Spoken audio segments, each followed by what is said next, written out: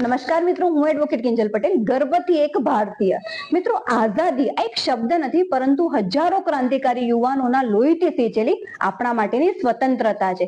પરંતુ શું ભગતસિંહ, ચંદ્રશેખર આઝાદ અને તેમના જેવા લાખો યુવાનોએ જે આઝાદ ભારતનું સ્વપ્ન જોયું હતું તે આ ભારત હતું કે જેમાં માત્ર ને માત્ર અંગ્રેજો પાસેથી સત્તા લઈને મુઠ્ઠીભર ભ્રષ્ટ નેતાઓ, અધિકારીઓ અને મોટા વેપારીઓના હાથમાં સત્તા સોંપી દેવી? અને હા, આઝાદીના 78 વર્ષ પછી પણ મેં તે મા બાપના આંખમાં લાચારી જોઈ છે કે જે તેમના બાળકના ભણતર માટે લાખો કરોડો રૂપિયા ખર્ચી રહ્યા છે. અને હા, મેં તે ગરીબ અને મધ્યમ વર્ગને હોસ્પિટલમાં જોયા છે જે સારવાર માટે રજડી રહ્યા છે.